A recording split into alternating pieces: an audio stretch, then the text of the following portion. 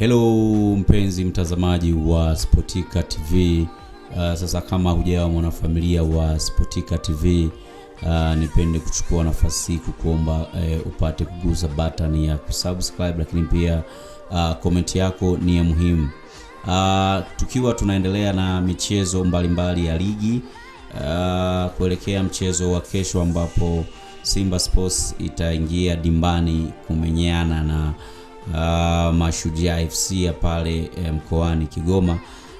Maoni yamekuwa ni mengi mtandaoni, lakini pia wachezaji wa Simba wamesema kweli ligi ni ngumu, lakini watafanikiwa kupata ushindi. Sasa tutapata kumsikia au kumsikiliza mchezaji ambaye ni mzawa wa Kigoma lakini anakipiga katika klabu ya Simba Sports ambaye ni Kagoma.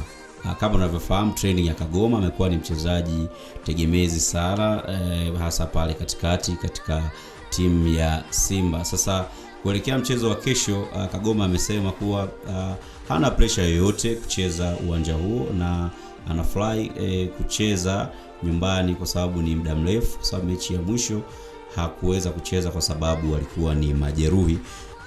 Kwenye Sportika TV tutapata kumsikia alivyosema mwenyewe kwamba anafahamu kwamba mchezo wa kesho ni mgumu, lakini kulingana na michezo ambayo imebakia na mazoezi ambayo wamekuwa wakifanya, amesema bwana, kesho lazima ushindi utapatikana.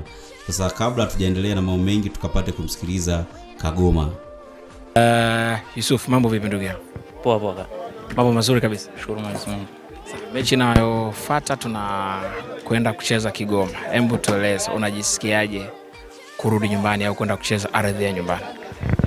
Nafikiri ni kitu kizuri na najisikia vizuri pia, kwa sababu mara nyingi naweza kusema kama tangu nimefika Simba sija kwenda kucheza Kigoma. Nafikiri itakuwa ni mara yangu ya kwanza, kwa hiyo nafikiri ni kitu kizuri kwa upande wangu.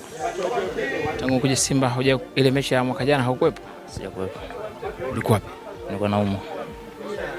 Kwa kucheza kwa ndo mara ya kwanza unaenda kucheza Kigoma ukiwa na Simba. Ndiyo. Sasa nini ambacho ni furaha, una pressure fulani, unatamani kufanya zaidi? Hamna, siwezi kuwa na pressure na wala siwezi kuwepo na kitu cha ziada ambacho labda naweza nikahitaji kufanya kwenye mechi hiyo zaidi ya kupata kile ambacho labda mwalimu anakuwa anaelekeza.